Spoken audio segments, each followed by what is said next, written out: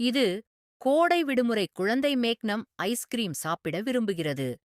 வெளியில் பல்வேறு சேர்க்கைகள் கொண்ட பொருட்களை ஒருபோதும் வாங்க வேண்டாம். வீட்டிலேயே எப்படி செய்வது என்று நான் உனக்கு கற்றுக் கொடுப்பேன். வெளிப்புற அடுக்கு மொறுமொறுப்பாகவும் பனிக்கட்டி படிகங்கள் இல்லாததாகவும் இருக்கும். பானையில் 50 கிராம் சோள மாவை வைக்கவும். 40 கிராம் சர்க்கரை, 400 கிராம் சுத்தமான பால் முதலில் சமமாக கிளறவும். தீயை குறைத்து தொடர்ந்து கிளறவும். இந்த கெட்டியான நிலைத்தன்மையை அடையும் போது அடுப்பை அணைக்கவும். மேலும் 140 கிராம் சாக்லேட் சேர்க்கவும்.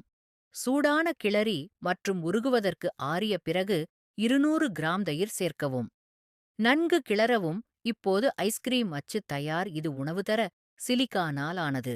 அச்சில் சேர்த்து ஐஸ்கிரீம் குச்சி செருகி 4 மணி நேரத்திற்கும் மேலாக குளிர்சாதன பெட்டியில் உறைய வைக்கவும்.